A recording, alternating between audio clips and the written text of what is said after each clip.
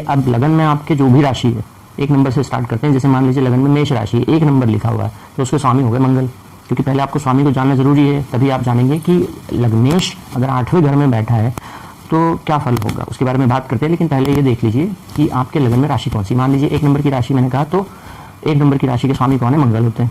2 number लिखा है, यानी वृषभ राशि है, तो स्वामी होंगे शुक्र। 3 नंबर है, 3 के स्वामी होते हैं बुध। 4 के स्वामी है चंद्रमा।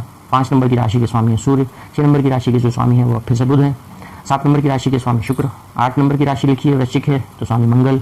9 नंबर की राशि है गुरु। 10 नंबर की राशि है शनि। 11 नंबर की राशि है शनि। 12 नंबर की राशि है तो फिर से गुरु। तो ये 1 से लेकर 12 तक के जो भी नंबर लिखा है आपके लगन में, उसके राशि के स्वामी मैंने आपको बताया, ठीक है। अब मान लीजिए कि आपकी राशि के स्वामी है मंगल, जो आपके लगन की राशि है उसकी बात कर रहे हैं हम। तो मान लीजिए मंगल बैठे हैं 8वें घर में। हम किसकी बात कर रहे हैं कि जब आपका लग्नेश यानी लग्न का स्वामी 8वें घर में बैठा हो तो क्या रिजल्ट आपको आते हैं, ठीक है। एक्चुअली क्या है कि ये जो कॉम्बिनेशन है कि लग्नेश का 8वें घर में बैठना, ये ज्योतिष में अच्छा नहीं माना जाता।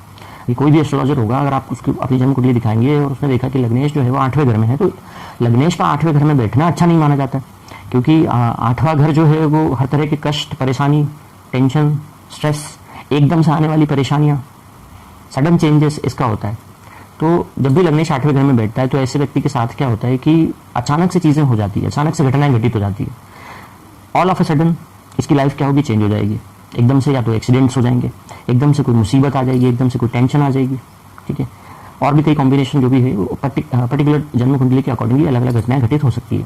तो अब मान लीजिए अब किसी का लग्नेश अगर 8th हाउस में है भी, तो वो किस तरह से रहे ताकि वो इन सबसे बचा रहे, यानी कि उसकी जिंदगी में क्या है। देखिए जो 8वां घर होता है वो 8वां घर रहस्यों का है, हर तरह का जो सीक्रेट है वो 8वें घर में आता है।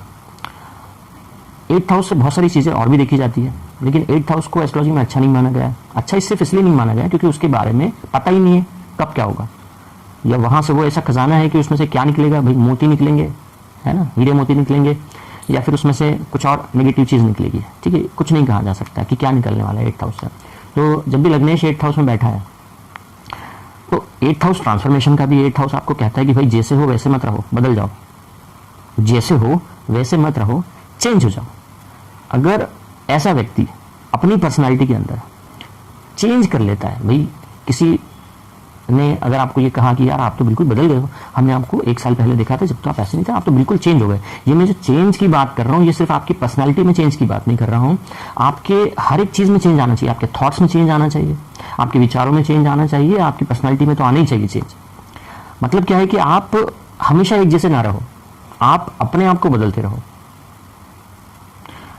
अगर आप 8th हाउस इसका भी है कि अगर आप 8th हाउस में बैठा है अगर लग्नेश मान लीजिए, तो व्यक्ति क्या होता है कि वो एक ही चीज में लगा रहता है, एक ही काम में लगा रहता है, कुछ कर रहा है तो उसी में लगा रहेगा।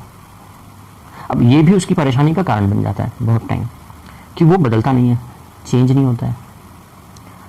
लग्नेश 8th हाउस वाला पर्सन अगर अपनी पर्सनैलिटी में 360 डिग्री का चेंज ले आए, भाई अभी मान लीजिए कि आपने सबने अपनी अपनी जन्म कुंडली देखी, किसी ने पाया कि उसका लग्नेश जो है 8th हाउस में बैठा हुआ है और उसको लगा है कि मैं बहुत ही परेशान हूँ, मैं बहुत ही स्ट्रगल कर रहा हूँ अपनी लाइफ के अंदर। तो मेरा उसको एक ही सजेशन है कि भाई बदल जाओ, जो भी आपके अभी विचार हैं उसको 360 डिग्री चेंज कर लो, जैसी भी आपकी अभी पर्सनैलिटी उसको 360 डिग्री चेंज कर लो। मान लीजिए कि कोई व्यक्ति ऐसा है वो बिल्कुल सिंपल है, सीधा साधा है, सभी की हेल्प करता है, अच्छे विचार रखता है लोगों के बारे में, लेकिन वो स्ट्रगल कर रहा है और स्टार्टिंग से स्ट्रगल कर रहा है। तो मेरा उसको यही सजेशन है कि आप चेंज हो जाओ, बदल जाओ। अब आप सीधे साधे मत रहो, थोड़ी चालाकियां भी करना शुरू करो, हमेशा सच मत बोलो, जहाँ नीड लगती है वहाँ झूठ भी बोलो, ठीक है।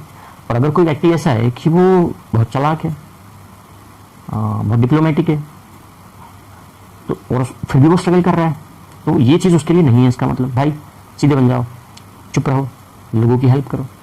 मेरे कहने का मतलब शायद आप समझ गए होंगे कि आप जैसे हो आप वैसे मत रहो। अगर आप आपकी लाइफ में स्ट्रगल कर रहे हो, आपका लग्नेश अगर 8th हाउस में है, तो 8th हाउस मैंने कहा ट्रांसफॉर्मेशन का है, तो लग्नेश अगर 8th हाउस में गया तो बहुत सारी चीजें हैं बताने के लिए। देखिए लग्नेश अगर 8th हाउस में गया है तो इस व्यक्ति के सीक्रेट्स होंगे, बहुत कई सारे सीक्रेट्स होंगे ऐसे। अगर ये व्यक्ति ऐसा है कि लोगों के सीक्रेट्स को सीक्रेट ही रखता है, मतलब किसी व्यक्ति ने अगर इसको बताया अपना कोई रहस्य है ना, तो अगर ये उस बात को अपने तक ही रखता है, सबको नहीं बताता है, तो इसका मतलब तो ये है कि इसका लग्नेश अच्छा है, यानी कि 8th हाउस इसके लिए अच्छा काम करेगा। लेकिन जहाँ किसी व्यक्ति ने अपना खुद का बहुत ही राज की बात इसको बताई और फिर इसने वही बात दूसरों को बता दी जा करके, ठीक है, किसी को भी, तो आपने अपना 8th हाउस खराब कर लिया।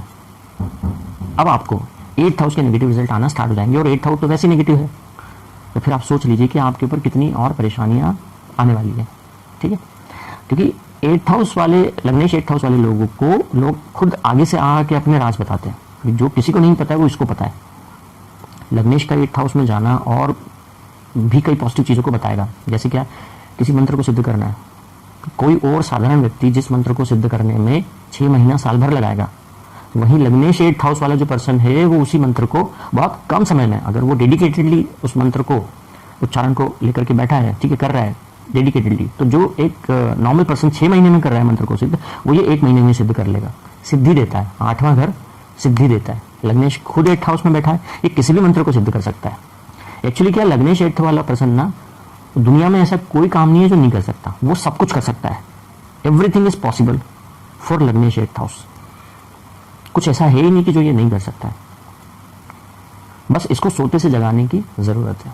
जैसे हनुमान जी को उसकी शक्तियों की, उनकी शक्तियों की जो है वो याद दिलाना होता है कि हनुमान जी आपके पास ये शक्तियां हैं, क्योंकि उन्हें श्राप था कि वो अपनी शक्तियों को भूल जाएंगे। तो उसी तरीके से इसको भी, इसकी ताकत क्या है इसके अंदर, उसको याद दिलाना पड़ता है कि भाई ये तुम कर सकते हो, और फिर इसकी पावर को देखो कि हर इम्पॉसिबल चीज को पॉसिबल कर देगा। और अगर इसने अपनी लाइफ के अंदर कुछ ऐसा किया कि जो बाहर की दुनिया इससे एक्सपेक्ट भी नहीं करती थी, ठीक है, तो ये इसके लिए बहुत अच्छा रहेगा। भाई पॉजिटिव चीज़ों की बात कर रहा हूँ मैं, नेगेटिव चीज़ों की बातें नहीं कर रहा हूँ, है ना। लग्नेश जिसका 8th हाउस में है, और अगर वो प्रॉब्लम में है, बहुत ज़्यादा स्ट्रगल में है, लाइफ से उसको बहुत हाथ पैर मार रहा है, सब कुछ कर रहा है, लेकिन कुछ हो नहीं पा रहा है, तो मेरा एक ही सजेशन है कि ऑकल्ट साइंस में जाओ, एस्ट्रोलॉजी में जाओ, वास्तु में जाओ, ठीक है, तंत्र विद्या में जाओ, है ना, इन सब चीज़ों में जाओ जहाँ क्या है, जहाँ जिसको कोई भी आम व्यक्ति जो है वो नहीं कर सकता है। कम से कम इसको स्टडी करो, पढ़ो।